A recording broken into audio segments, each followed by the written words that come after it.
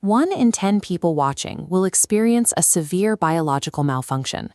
Your body will manufacture a jagged, solid mass that violently blocks its internal plumbing.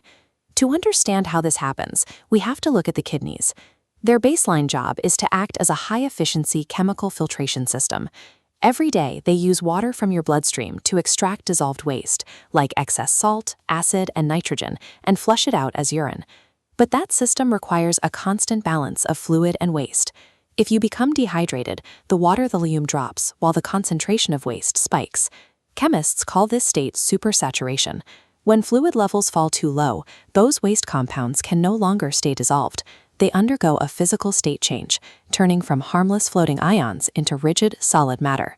Looking at this microscopic fluid sample, minerals like calcium and oxalate collide, forming distinct, sharp geometric structures. Without enough water to separate them, these tiny squares and ovals are forced to touch, chemically bonding to create a growing, unified mass. This captures the physical reality of those microscopic layers. Next to a dime, you see the rough, spiky exterior of a calcium oxalate mass. The body has unknowingly manufactured its own internal shrapnel. And because it formed inside the kidney, it is only a matter of time before this object attempts to exit the system. The crisis begins the moment the stone drops out of the spacious kidney and into the ureter, the narrow, muscular tube leading down to the bladder. The ureter is not a passive pipe. It is a living muscle that actively spasms to push fluid downward. When a jagged stone enters, the muscle clamps down around it. As the ureter squeezes, the sharp edges of the stone scrape the tissue walls, which often causes microscopic bleeding. Worse, the solid mass completely blocks the downward flow of urine, causing the fluid to rapidly back up and pressurize the kidney above it. This combination of intense muscular spasms and massive organ swelling creates a severe, wave-like agony, known in medicine as renal colic. Kidney stone pain is a composite of sharp edges tearing tissue and the systemic failure of a blocked organ swelling under extreme pressure. To intervene, doctors first locate the obstruction. This X-ray reveals the blockage directly, showing bright white, dense spherical masses trapped within the abdominal cavity. If the stone is too large to pass naturally, doctors turn to medical physics.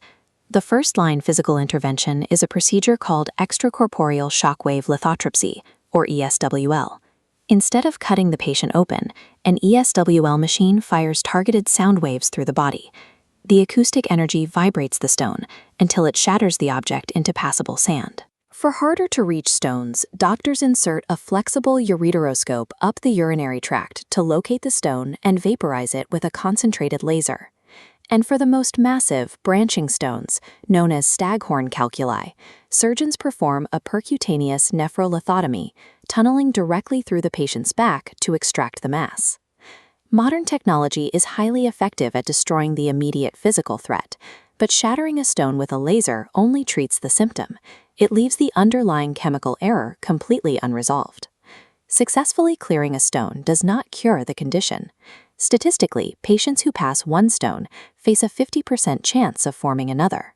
The recurrence rate is high because the systemic environment that manufactured the first stone is still operating exactly as it was. The body is still flooded with crystalline building blocks. Diet drives this assembly line. A diet high in sodium, for example, forces the kidneys to filter excess calcium directly into the urine, artificially spiking the concentration of raw materials. If you surgically remove a kidney stone but maintain the exact same dietary inputs, you have simply reset the clock for the next crystallization cycle. The ultimate preventative measure is grounded in simple fluid mechanics. Medical guidelines recommend increasing daily water intake to 8 to 12 cups.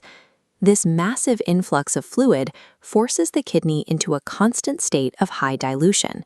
It physically pushes the waste particles apart, ensuring they float freely and never have the chance to chemically bond. Coupling that hydration with a lower intake of sodium and animal proteins starves the kidneys of the very materials needed to build the stones in the first place. A kidney stone is an engineering problem of supply and dilution.